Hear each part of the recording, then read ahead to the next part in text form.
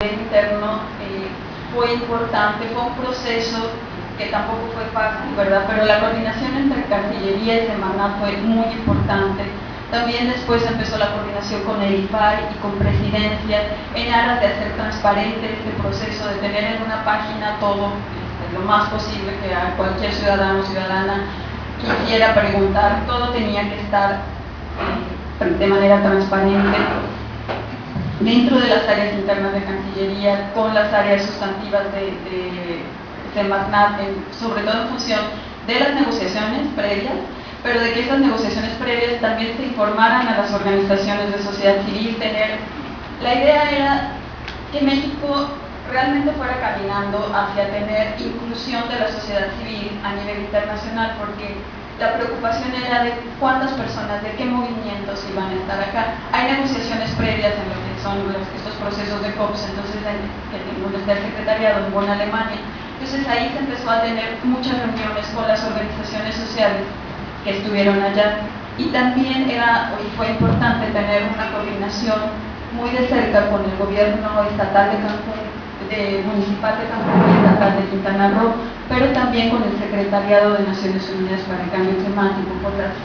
Se trabajó todo el tema, ahí Mateo se acordará de reglas, número de participantes, que al principio, México siempre dijo que no se iba a poner número a la participación, pero el secretariado dijo, bueno, pero no podemos permitir que pase lo que pasó en Copenhague, que no cabía la gente.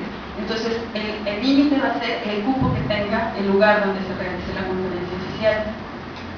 Y así, afortunadamente, después a través del consejo, precisamente de los consejos, se pudo registrar a una gran cantidad de organizaciones que estuvieron participando, muchos de ustedes allá en el Montpal.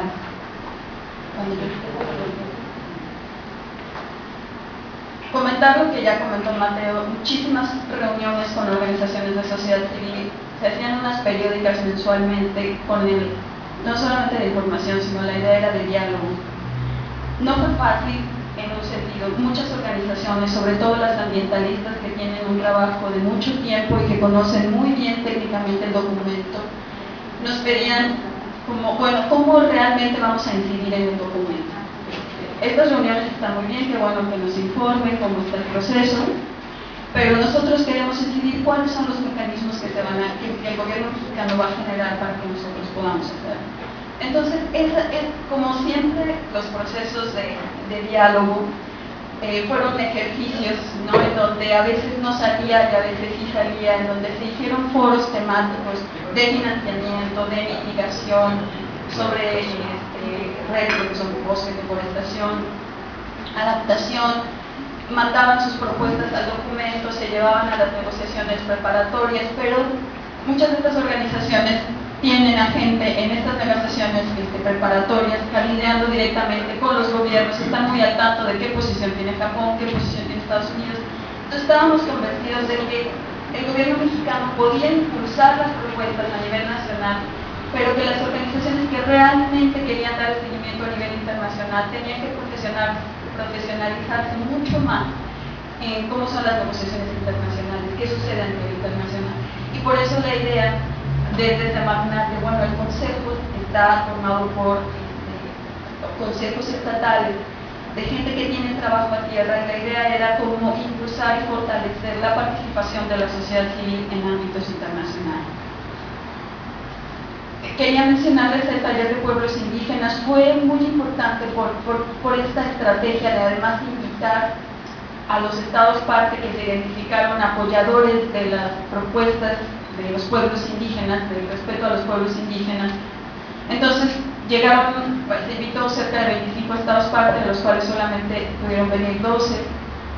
Se tuvo que estar cabildeando con fundaciones porque no había dinero, entonces había que pagar el viaje de 2 representantes de poblaciones indígenas de todo el mundo: Asia, Norteamérica, Europa, África, América Latina, Centroamérica. En total fueron más o menos 24 representantes indígenas, solo 12 estados partes, pero estuvieron apoyando varias fundaciones de cooperación internacional, lo que permitió que que se realizara el taller, y el resultado fue un documento consensuado primero entre las poblaciones indígenas y después con el compromiso del apoyo de Estados padres. Creo que faltó mucho, las poblaciones indígenas no quedaron tan a gusto, se incluyeron muchas cosas de los que ellos propusieron dentro del documento de Cancún, pero aún falta, como siempre, ¿no?